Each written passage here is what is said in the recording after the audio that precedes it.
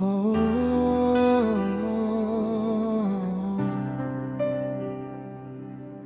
हे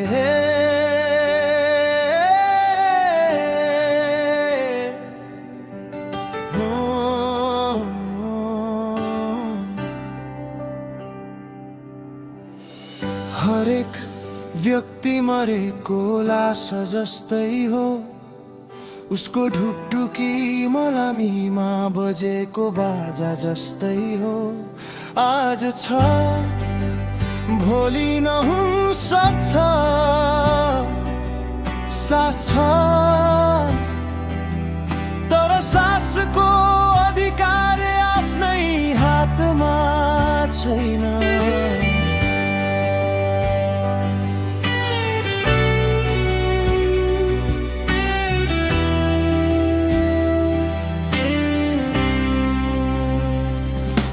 हामी जीवनलाई आफ्नो सम्पत्ति ठान्छौँ, तर जीवन हामीले बनाएको होइन। हामी शरीरलाई आफ्नो भन्छौँ, तर शरीर माटोबाट आएको हो र माटोमै फर्किनेछ। धनपद प्रतिष्ठा र शक्ति केही समयका लागि हामीसँग हुन्छन्, तर मृत्युको ढोकामा पुग्दा यी सबै कुरा यही संसारमै छोडेर जानु पर्छ।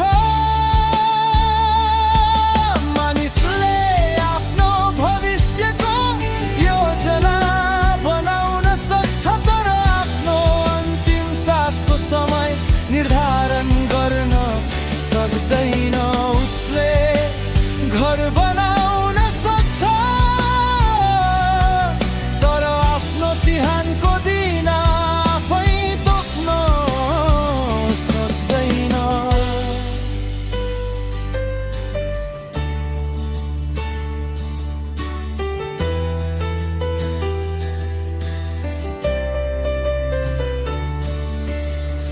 त्यसैले प्रश्न यो होइन मैले जीवनमा कति पाए, प्रश्न यो हो मैले जीवन दिने परमेश्वरलाई कति खोजे, जसले हामीलाई सृष्टि गर्नु भएको। उहाँले नै हाम्रो सास दिनु भएको छ, जसले आजसम्म सम्हाल्नु भएको छ। उहाँकै अनुग्रहले हामी आज जीवित छौँ, किनकि उहाँमै हामी जीवित छौँ, चल्दछौँ अस्तित्वमा छौँ।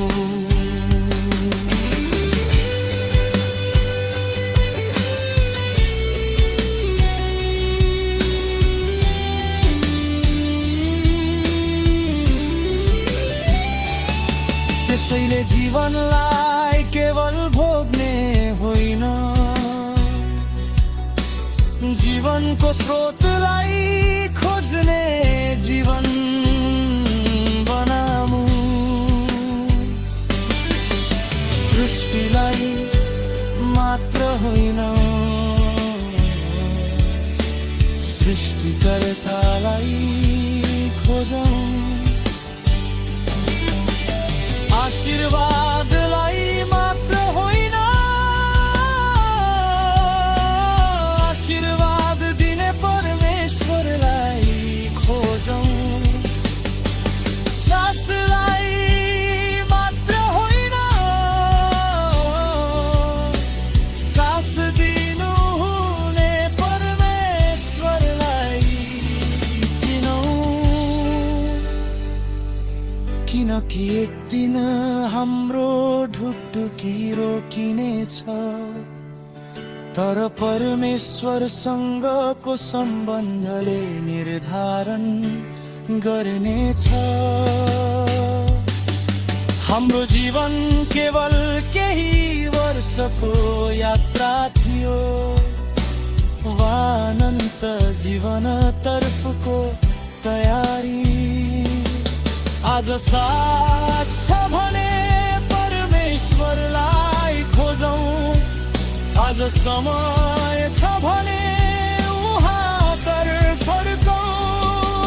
आज जीवन छ भने उहाँकै लागि जिउँ।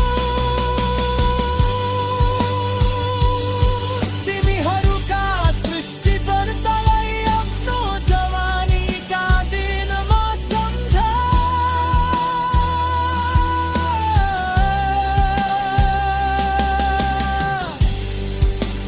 जीवन क्षणिक छ,